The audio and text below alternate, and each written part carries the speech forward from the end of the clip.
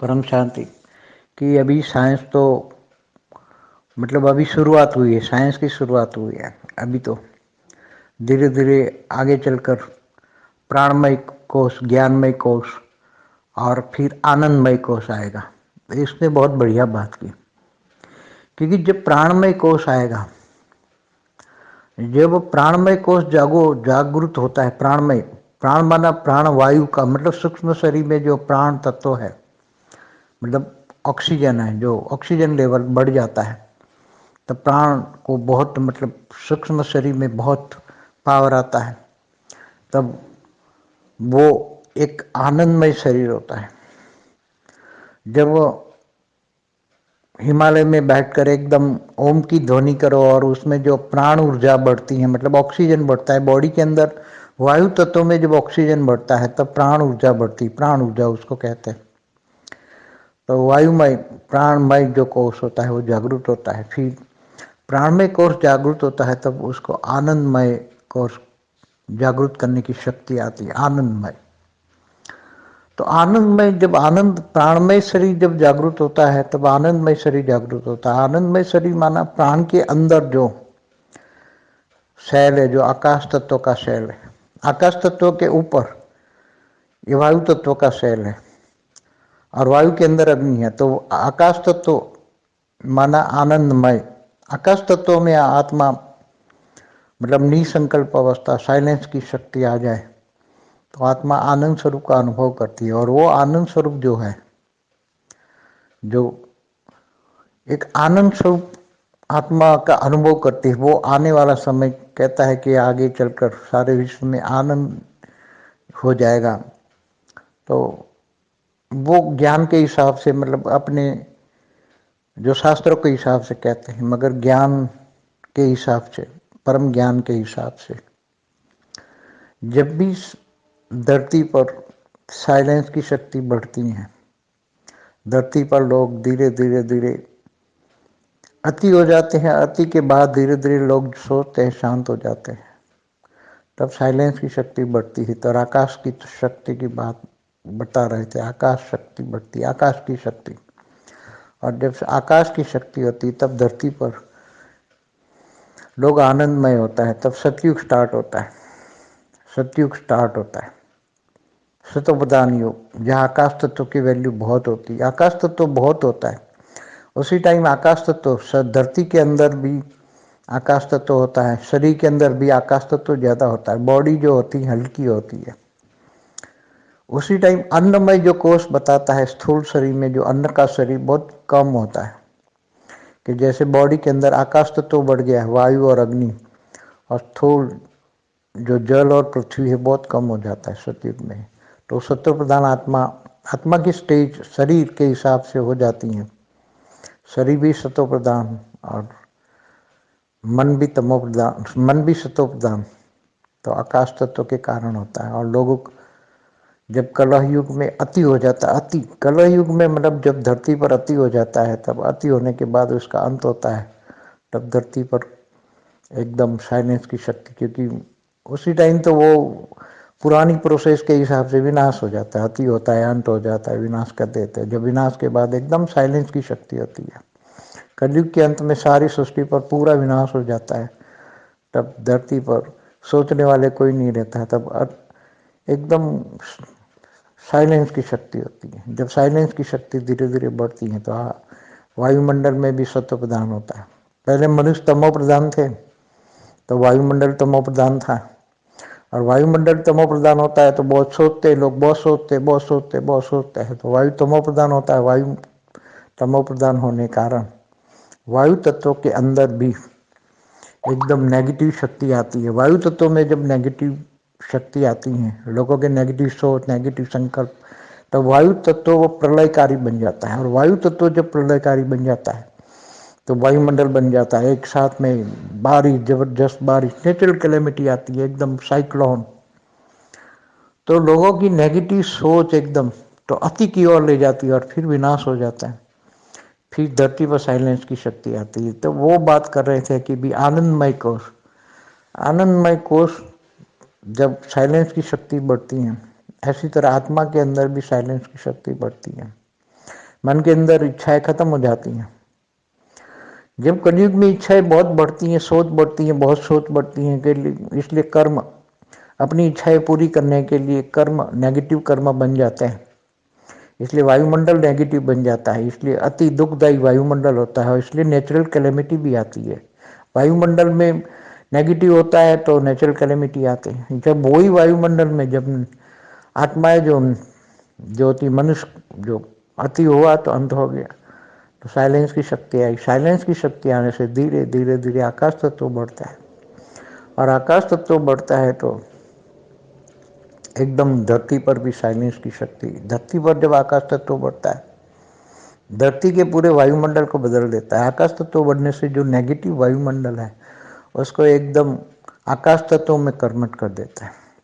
Negative वायु को वो आकाश तत्व में कन्वर्ट कर लेता है। आकाश तत्व सोख लेता है नेगेटिव वायु को, नेगेटिव सोच को आकाश तत्व अंदर एब्सॉर्ब कर लेता है और एकदम सतोप्रधान वायुमंडल बनाता है। तब सतयुग शुरू होता है। सतोप्रधान वायुमंडल माना नेगेटिव सोच आकाश तत्व उसके अंदर एब्सॉर्ब कर लेती है, वो सतोप्रधान बन जाता है।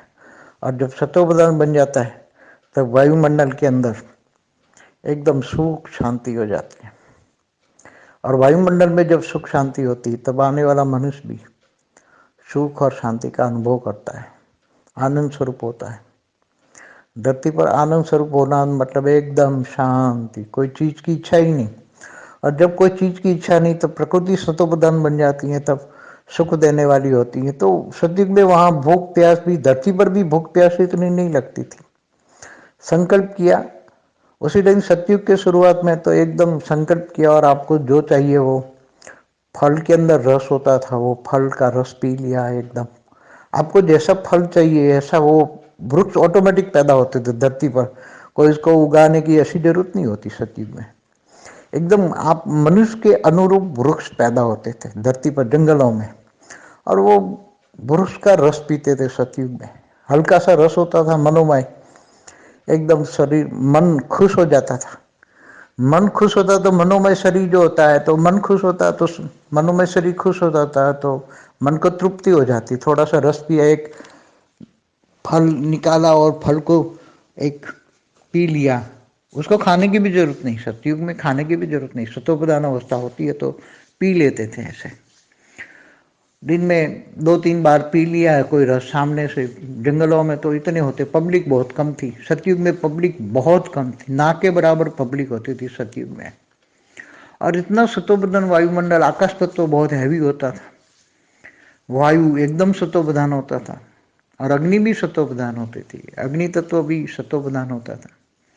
इसलिए जल और मिट्टी भी सतोप्रधान होता था, पांचों तत्व सतयुग में सतोप्रधान होता था। इसलिए इंसान को जो चाहिए वो ऑटोमेटिक बन जाता था। इंसान को वहां खेती करने की जरूरत नहीं, उगाने की जरूरत नहीं। जो सोचा और जैसा टेस्ट चाहिए, इंसान को जो जैसा टेस्ट चाहिए ऐसा बन जाता था। इसलिए ऐसा नहीं कि मेरे को ऐसा चाहिए, सोचा नहीं, तुम्हें सोचने की भी जरूरत नहीं है।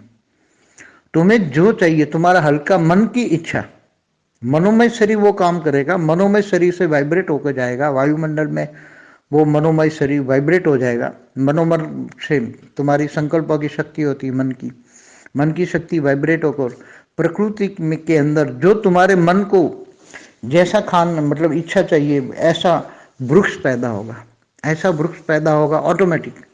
और वो वृक्ष के अंदर ऐसा फल आएगा, वो फल आपको तुरंत अट्रैक्ट करेगा, वो पी लो। तो वो फल आपने पी लिया, फल का रस पी लिया, फल रस, तो आपको तृप्ति हो जाएगी। वहाँ ऐसा जरूरत नहीं मन को, मतलब मनुष्य को उगाने की जरूरत है, ऐसा नहीं। मन ऑटोमेटिक मनोमय शरीर काम करेगा। मन में शक्ति है, मन सतोप्रधान है। मन जब सतोप्रधान होता है, इच्छा मात्र अविद्या हो जाता है, तो मन को कुछ भी नहीं चाहिए तब सब कुछ मिलता है। और मन को चाहिए चाहिए चाहिए तो कुछ नहीं मिला, क्योंकि मन की शक्ति खत्म हो जाती है। इसलिए बोला इच्छा मात्र अविद्या नष्टो मोह, वहां मोह नहीं होता किसी से। थोड़ा कुछ ज्ञान होता है सतयुग में, आत्माएं बहुत कम होती पूरी धरती पर। वहां शुरू में तो सतयुग में किसी का राज बाज कुछ होता नहीं है। धीरे धीरे बाद में सतयुग का एंड होता है, तब धीरे धीरे थोड़ी राजा ही, पूरी धरती का एक ही राजा होता है, मगर वो सतो प्रधान होता है। पृथु, जैसे पृथु राजा बताया सतयुग का लास्ट राजा, तो वहाँ 50,000 साल, सतयुग के अंत में भी 50,000 साल आयु थी, शरीर की आयु थी। सतयुग में शुरुआत में तो इच्छा के अधीन शरीर होता था। सतयुग की शुरुआत में जब मनुष्य, वहाँ कोई ऐसा वो ऐसे जन्म लेने की जरूरत नहीं होती थी, ऊपर से अच्छी अच्छी आत्माएं सतयुग में आती थी, ऊपर से तीसरे लोक से, दूसरे लोक से ये सब आत्माएं आती थी और अपने आप ही व्यक्त से अव्यक्त से व्यक्त बन जाती थी और व्यक्त बन के जितना चाहे इतना शरीर पर, धरती पर रहती थी, उड़ के घूमती फिरती थी। उनके पास जो सतो प्रधान में जो उनके पास विमान होते थे, वो संकल्प मन की गति से चलने वाले विमान होते थे। मन ने सोचा, संकल्प किया, 3 तत्वों का वायु विमान बन गया, उसमें ये बैठ गया। वो खुद वायु में बैठेगा तो वो भी 3 तत्वों में कन्वर्ट हो जाएगा और वायु विमान उड़ेगा। उसको चाहा, मनुष्य ने चाहा कि मुझे अब ऊपर दूसरे लोक में जाना है, संकल्प किया, दूसरे लोक में पहुंचा, तीसरे लोक में पहुंचा। तो ऐसे मन की गति, जिनको मनोमय शरीर कहते हैं, मनोमय शरीर बहुत जागरूक होता है, बहुत चार्ज होता है, इतना चार्ज हो जाता है कि मन ने चाहा और वो सीधा व्यक्त से अव्यक्त बने और ऊपर के लोक में चलने लगे। जैसे देवता धरती पर आते थे तो वो अव्यक्त से व्यक्त बनते थे, 5 तत्व धारण करते, फिर जब चाहा तो 5 तत्वों से 3 तत्वों में कन्वर्ट हो जाते थे, उसको व्यक्त से अव्यक्त बोलेंगे।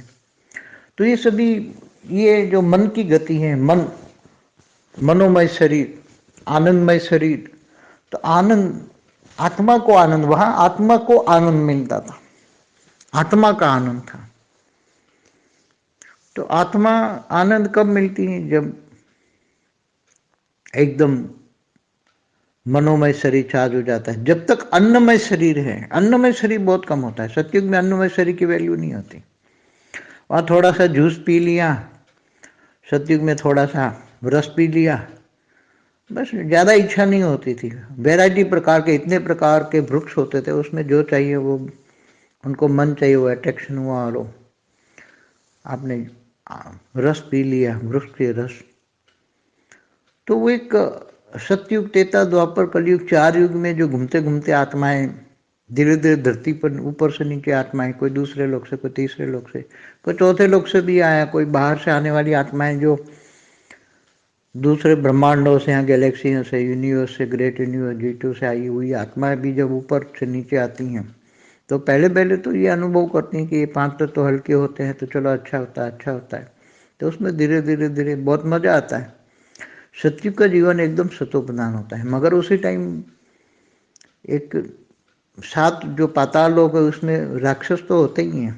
धरती पर का वायुमंडल बदल जाता है, राक्षसों का वायुमंडल नहीं बदलता। वो धरती पर कभी कभी राक्षस आ जाते थे, उत्पात मचा देते थे, मगर मनुष्यों की इतनी शक्ति थी उसी टाइम पर कि वो सिर्फ उनको योग की शक्ति से राक्षसों को भगवान नीचे पाताल लोक में फेंक देते थे। चलो जाओ, तुम्हारे यहाँ कोई काम नहीं है, ये धरती मनुष्यों की है, असुरों की नहीं है। असुरों पर धरती, भूल से ज़्यादा असुर एक साथ में आ गए, क्योंकि 7 पाताल लोक भरे होते हैं उसी टाइम पर भी, सतयुग में भी।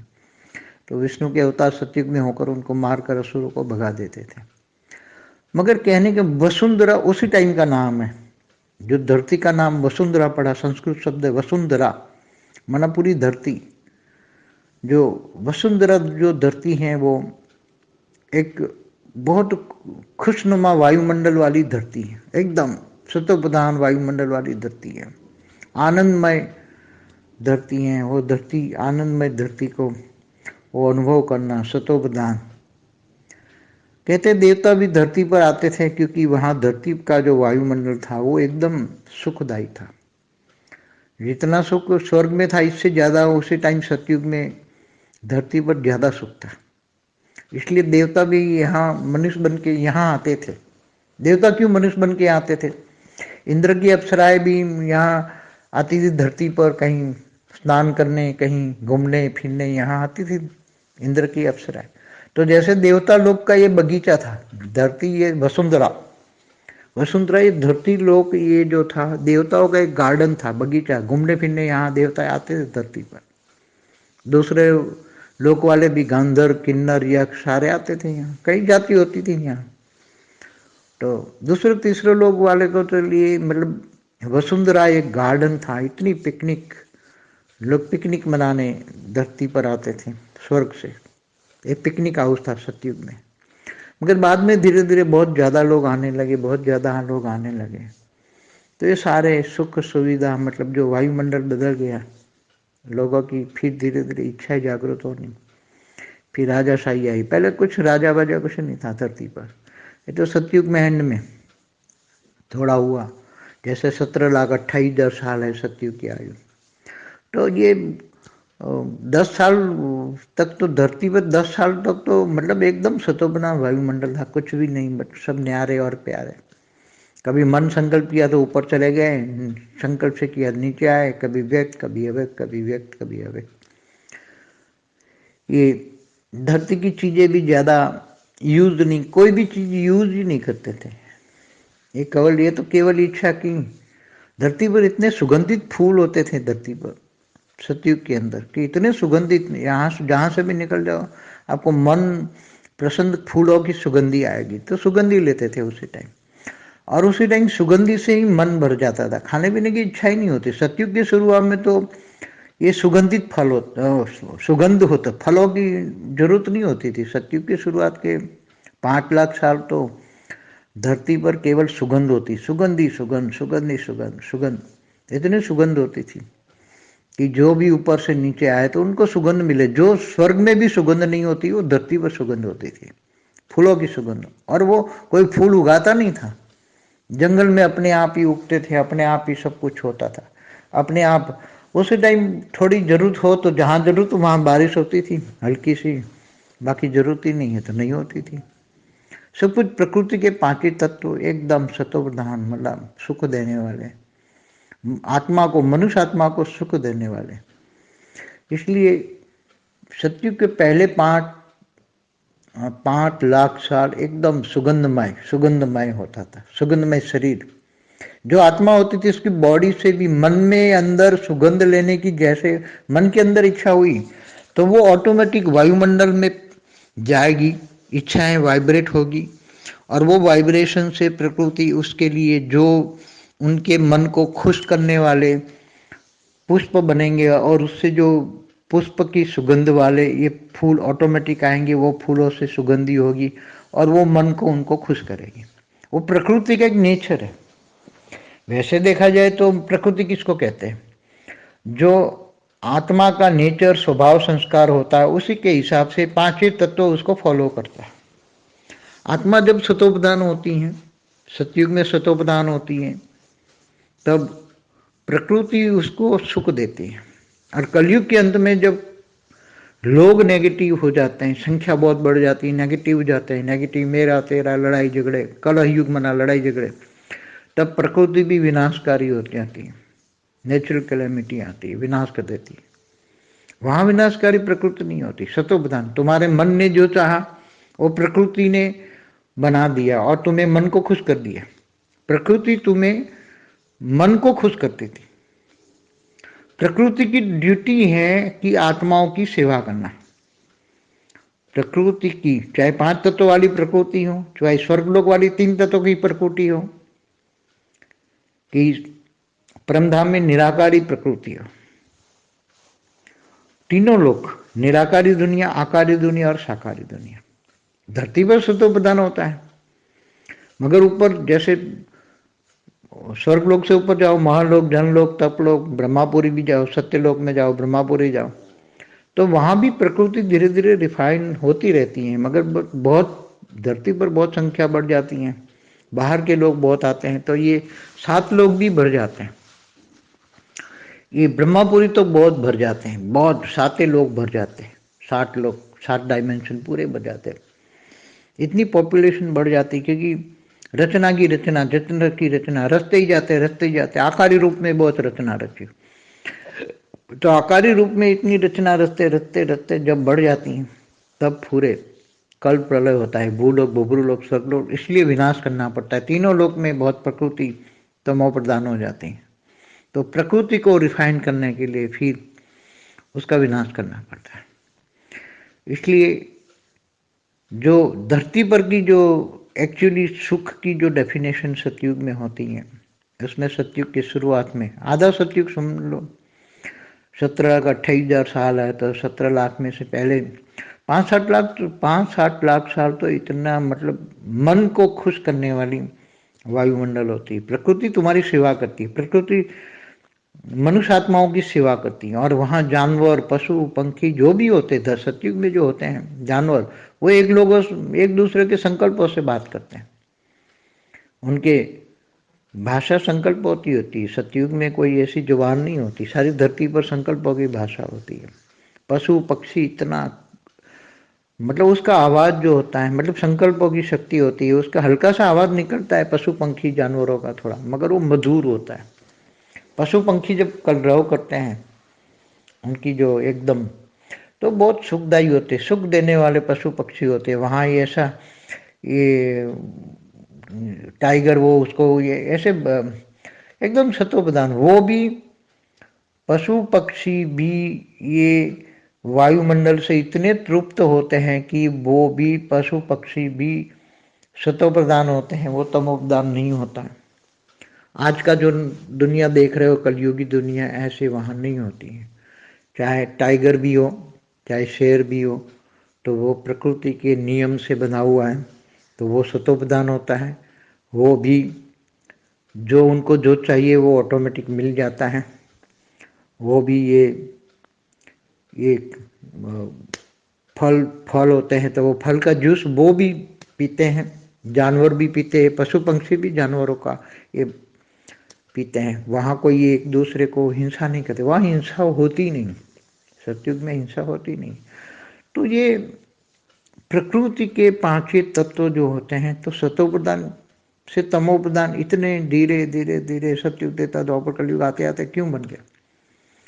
क्योंकि आत्माएं ढेर बढ़ने लगी, फिर इच्छाएं बढ़ने लगी, फिर राजाई हुई, राजाएं की फिर धरती पर छोटे छोटे राजा हो गए। त्रेता में धीरे धीरे धरती पर छोटे छोटे राजा होने लगे, फिर राजा आपस में लड़ने लगे, राजा और प्रजा आपस में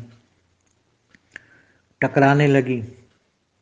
तो ये सब धीरे धीरे त्रेता के अंत में जैसे राम और रावण भी पैदा हुए, रावण भी पैदा हुए, बहुत ज्ञानी होने के बावजूद भी इच्छाएं बढ़ जाती हैं, भोग बढ़ जाते हैं। तो त्रेता में बीच में से थोड़ी इच्छाएं बढ़ जाती हैं, मगर फिर भी अच्छी आत्माएं, ऋषि मुनि आ जाते हैं, लोगों को ज्ञान देते धरती पर, और वो समझाते रहे पूरा द्वापर, तो फिर ऐसा ही जाता है। और कलयुग में तो सामने प्रकृति के पांचों तत्व इम्बैलेंस हो जाते हैं, दुखदायी। इसलिए जो मनोमय शरीर, एक्चुअली जो मनोमय शरीर किसको कहते हैं? स्थूल शरीर अन्नमय कहते हैं। अन्नमय शरीर, अन्न जो खाते हैं उससे स्थूल शरीर बनता है। प्राणमय शरीर, प्राण वायु जो लेते हैं उससे प्राणमय शरीर बनता है। प्राणमय शरीर के अंदर एक मनोमय शरीर होता है, जो मन जो सोचता है उसके कारण जो शरीर, मनोमय शरीर माना कारण शरीर। तो कारण शरीर चार्ज होता है, तो कारण शरीर माना आकाश तत्वों में सब कुछ रिकॉर्ड है। मगर धीरे धीरे जब आकाश तत्वों की शक्तियां बढ़ती हैं, तो वो अकारण शरीर में रिकॉर्डेड सारे विकर्म, सकर्म, अकर्म सारे रिकॉर्ड खत्म हो जाता है। कारण शरीर का सारा रिकॉर्ड खत्म हो जाता है, तब आत्मा में कोई रिकॉर्ड नहीं रहता, तब एकदम आत्मा सतोप्रधान बन जाती है।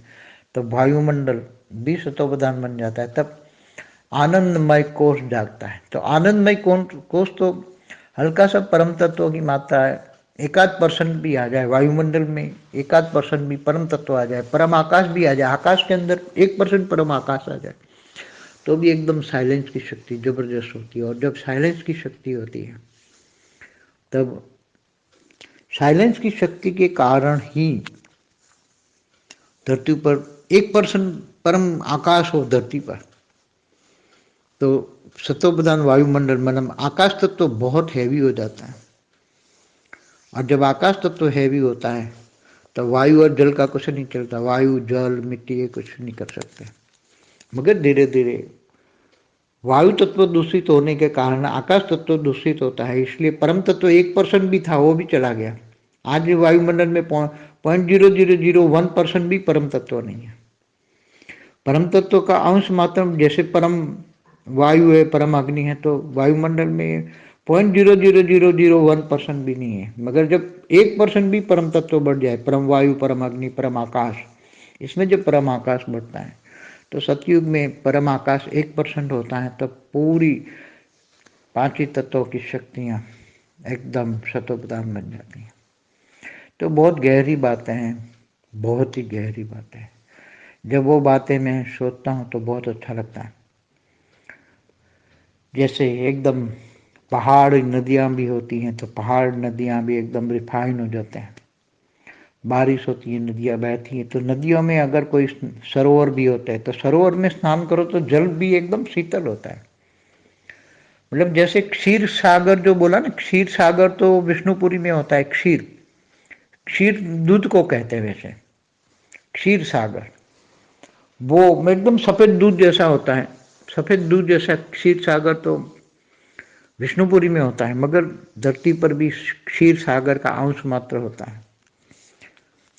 जब विष्णुपुरी में आकाश तत्व की मात्रा ज्यादा होती है, वहां आकाश तत्व 10% होता है और वायु तत्व परम आकाश, विष्णुपुरी में परम आकाश 10%, परम वायु 20%, परम अग्नि फीट, तो वहां परम तत्व 50% होते हैं, तो भी वो क्षीर सागर कहते हैं। विष्णुपुरी को क्षीर सागर कहते हैं उसको, इसलिए वहां सुख, वहां परम विष्णुपुरी में परम सुख होता है। फिर भी जब विष्णु के अवतार होते हैं तो लोग विष्णुपुरी में रहने वाले कई आत्माएं इनके साथ अवतार लेके आते हैं कि हमें धरती पर भगवान के साथ अवतार लेना है।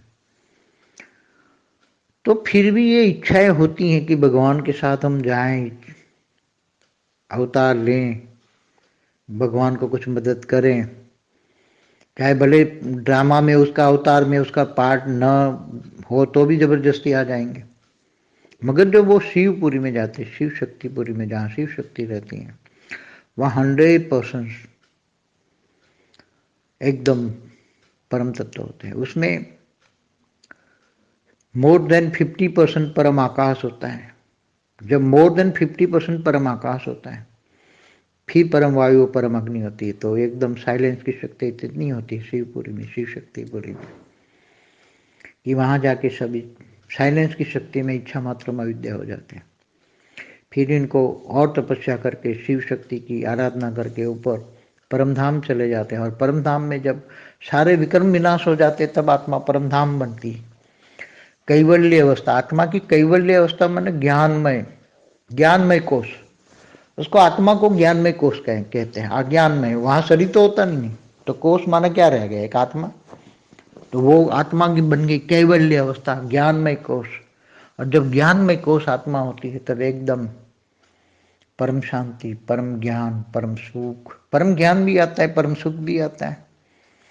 मगर वो परम सुख कब आता है, जब त्रिगुणातीत आत्मा तीन गुणों से रहित बनती है। त्रिगुणातीत आत्मा नीचे से सतो रजो तमो ब्रह्मापुरी से नीचे होते हैं, जब विष्णुपुरी से नीचे होते हैं। विष्णुपुरी में भी रजो प्रधान अवस्था है, वैकुंठ में जहाँ 50% परम तत्व, वहाँ 50% परम तत्व, तो भी रजो प्रधान है। और ब्रह्मापुरी में तो इच्छाएं बहुत होती हैं, इसलिए वहाँ से ब्रह्मापुरी से ही धीरे धीरे धीरे धीरे नीचे जाओ तो तमो प्रधान अवस्था आ जाती है। और 3 लोक में तमो प्रधान अवस्था बदलती रहती है। भूलोक, भूभुलोक, स्वर्गलोक बदलता रहता है उनकी स्टेज। जब तमो प्रधान होती है तो विनाश होता है, फिर सतो प्रधान, सतो रजो तमो, सतो रजो तमो, ऐसे मेन आत्माओं की स्टेज, मनुष्य आत्माओं की स्टेज बदलती हैं और सब कुछ सृष्टि बदलती है। और जब आत्मा परमधाम में जाती है तो कैवल्य अवस्था में आत्मा निर्गुण बन जाती है। जब निर्गुण, कोई गुण ही नहीं है, गुणातीत आत्मा में कोई गुण नहीं है, न सतो गुण है, न रजो गुण है, न तमो गुण है, कोई भी गुण नहीं है, लेप छेप कुछ भी नहीं। आत्मा की कर्मातीत अवस्था, कोई भी कर्म नहीं है, कर्मातीत अवस्था है, वो भावातीत है, कोई भावना नहीं है। जब तक भावनाओं में रहोगे तो नीचे आ जाओगे, तो वहां भावातीत स्टेज है। कर्मातीत तब होती है जब भावातीत बनते हैं, भावनाओं से परे जाते हैं तब कर्मातीत बनते हैं, और जब कर्मातीत बनते हैं तब गुणातीत बनते हैं, गुणों से परे चले जाते हैं, सतो रजो तमो त्रिगुणातीत। तीन गुण वहां नहीं आते, तीन गुण तो फिर शिवपुरी में भी नहीं होते, विष्णुपुरी तक होता है। फिर त्रिगुणातीत माना गुणातीत, भावातीत, कर्मातीत आत्मा, निर्गुण, निरंजन, निराकार, निर्गुण, केवल ज्ञान में कोश होता है वहां, ज्ञान ज्ञान ज्ञान होता है, पूरे ब्रह्मांड का ज्ञान। पूरे निराकारी आत्माएं एक सेकंड में पूरे ब्रह्मांड को देख सकती, पूरे ब्रह्मांड को एकदम पूरा देख सकती। जैसे मगर कैसे देखेगी, जैसे कहते हैं देखते हुए नहीं देखते, सुनते हुए नहीं सुनते, वाणी से परे रहते थे, वहां तो वाणी है ही नहीं। मगर वो जैसे एक नाटक देखते हैं, तो नाटक में मगर वो भावातीत नाटक देखते हैं, मगर ज्यादातर देखते ही नहीं है। मगर वो देखना चाहें कि धरती पर क्या हो रहा है तो देख सकते हैं। परमधाम में रहने वाली आत्मा पूरे ब्रह्मांड में क्या हो रहा है, वो एक पल में पूरी ब्रह्मांड की आदि मध्य और अंत की पूरी नॉलेज उसको हो जाती है एक सेकंड में, निर्गुण अवस्था में। मगर वो इन सभी चीजों से परे होते हैं आत्माएं। तो ब्रह्मांड में जब असली चीज तो निर्गुण निराकार में परम धाम में मिलती है। परम धाम इसलिए बोला ना, परम धाम, परम आत्माएं रहने की जगह, धाम माना रहने की जगह, परम परम आत्माएं। तो परम आत्मा कब बनती है, जब भावातीत, कर्मातीत, गुणातीत बनती हैं, तब आत्मा परम आत्मा बन जाती है। और आत्मा परमात्मा बनती है। देखो आकारी रूप में देवता बोलते हैं और साकार में मनुष्य बोलते हैं, और नीचे जब पाताल लोक में जाते हैं तो असुर बोलते हैं। तो ये निराकारी, आकारी और साकारी सृष्टि, ये ब्रह्मांड में, हर ब्रह्मांड में, अनंत कोटि ब्रह्मांडों में ये हाल होता ही है। मगर सबका, हर कोई ब्रह्मांड का समय अलग अलग होता है। मगर जैसे गैलेक्सियों में 800 अरब सोलर सिस्टम है, तो 800 अरब ब्रह्मांड है, तो 800 अरब शिव है, तो 800 अरब ब्रह्मांडों का समय अलग अलग है। मगर महाशिव की तो एक पल में ही सब समाप्त हो जाता है। तो जब आत्माएं, जो ऐसी निराकारी आत्माएं पावरफुल होती हैं, तो वास्तव में जो ब्रह्मा की रचना है, बहुत समझने जैसा है कि जो ब्रह्मा की रचना है, ब्रह्मांड में जो ब्रह्मा द्वारा सर्जन किया वो रचना है, वो परम धाम में जाते ही वो आत्मा एकदम एकदम शांत हो जाती है और धीरे धीरे लाइट की ओर अट्रैक्शन होकर उसमें समा जाती है। क्योंकि इस ब्रह्मांड के शिव ने ब्रह्मा द्वारा सर्जन करवाया है, इसलिए ब्रह्मांड में तो वो आत्मा परम धाम में जाते, क्योंकि परम वो आत्मा जो गई है वो ब्रह्मा की रचना है, इसलिए ब्रह्मा द्वारा जो सर्जन किया तो वो ज्यादा पावरफुल आत्मा नहीं होती। वो जैसे निराकार से आकारी बनता है, आकारी शिव शक्ति, शिव शक्ति मिलके फिर विष्णु की रचना करती है, तो अंश मात्र पावर गया। शिव शक्ति में भी निराकार का अंश मात्र पावर आया, अंश का भी अंश विष्णु बना, उसका भी अंश ब्रह्मा बना, और ब्रह्मा द्वारा सर्जन किया वो भी अंश का अंश होता है। तो उसमें ज़्यादा परम लाइट शुरू में होती है, बाद में फिर परम आकाश की आत्माएं बनती हैं। फिर धीरे धीरे आत्मा की स्टेज बहुत सर्जन होता है, तो परम वायु, फिर परम अग्नि, फिर धीरे धीरे इतनी तमो प्रधान आत्माएं बन जाती, तो परम तत्व कुछ नहीं होते, तो केवल आकाश तत्व की आत्माएं बनती हैं। तो जब आकाश तत्व की आत्मा है, तो आकाश तत्व की आत्माएं ब्रह्मापुरी तक जाती हैं, तब तक तो ठीक है। विष्णुपुरी में जाते ही वो डाइल्यूट हो जाती है, क्योंकि वहाँ 10%, विष्णुपुरी में 10% परम आकाश है और 50% टोटल तीनों परम तत्व है, इसलिए वो आत्मा डाइल्यूट हो जाती है। इसलिए विष्णुपुरी में ऐसी कोई आत्मा जा ही नहीं सकती। आसुरी वृत्ति वाले भी कभी कभी पहुंच जाते हैं, मगर वो बहुत पावरफुल आत्मा है। वो इस ब्रह्मांड की रचना, ब्रह्मा की रचना नहीं है, वो दूसरे गैलेक्सियों से आई हुई आत्मा है। अगर वो 3-4 कला की आत्मा है, 3-4 कला की आत्माएं यहाँ असुर बन जाते थे, गिर जाते थे। तो ऐसी ब्रह्मांड के पहले परात में बहुत असुर 7 लोग भरे पड़े थे। तो 7 लोग असुर में, पहले परात में जो असुर भरे पड़े थे, वो दूसरा परात शुरू हुआ, तब ये सारे असुर बन के फिर मनुष्य बन के ऊपर आने लगे और देवता भी गिरने लगे। और फिर दूसरे परात की शुरुआत में G2 से देवता आए, वहाँ से ऊपर से, तो देवता फिर भी ऊपर रहने लगे, असुर आने लगे। तो ये असुर और देवता मतलब आत्माओं की बात है। असुर माना संस्कार असुर है, देवता माना संस्कार दिव्य है। देवताओं के संस्कार दिव्य हो उसको देवता कहेंगे। तो ये सब बहुत अति गुह्य बातें हैं सब समझने के लिए। ये सब समझने के लिए दिव्य बुद्धि चाहिए, परम बुद्धि चाहिए। अगर आत्मा के पास परम बुद्धि नहीं है, केवल बुद्धि नहीं चलेगी। ये सब समझने के लिए बुद्धि नहीं, बुद्धि भी सतोप्रधान चाहिए। तो सत्युग त्रेता तक बुद्धि सतोप्रधान है तो समझ जाएगी। मगर ये सब आत्मा की कैवल्य अवस्था, परमधाम की अवस्था, ये मनोमय अवस्था, मन से ऊपर आनंद स्वरूप, परमानंद स्वरूपम कहते हैं, परम आनंद स्वरूपम, निज आनंद स्वरूपम, नित्यानंद स्वरूपम, नित्य आनंद। तो परम धाम में नित्य आनंद होता है। वो तो आकारी दुनिया में ब्रह्मापुरी में भी नित्य आनंद नहीं होता है, वहाँ भी तो इच्छाएं बढ़ती हैं। इसलिए कहने का मतलब, जब तक आत्मा त्रिगुणातीत, भावातीत, कर्मातीत नहीं बनती, तब तक ये मन की जो स्टेज है सतोप्रधान नहीं बनती, और परम सतोप्रधान नहीं बनती, तब परम आनंद नहीं आता। जब परम आनंद की शक्ति मिल जाए, परम आनंद की एक बार अनुभूति हो जाए ना आत्मा को, कि परम धाम की अनुभूति हो जाए, परम धाम में निराकार स्टेज की अनुभूति हो जाए, तो वो अनुभूति ही इंसान को फिर ये धरती का तीनों गुण से रहित बना देगी। वही भावनाओं से परे ले जाएगी, भावातीत बन जाएगी, और तब आत्मा का कल्याण होगा। जब तक ये आत्मा निराकार स्टेज का अनुभव, परमधाम का अनुभव ना करे, आत्मा परमधाम में रहकर अनुभव ना करे। और बेहद की आत्मा है तो बेहद के परमधाम में रहकर, बुद्धि से हमेशा बेहद के परमधाम में रहकर, बेहद के परम पिता से पावर लेकर हमेशा आत्मा को रिफाइन करे।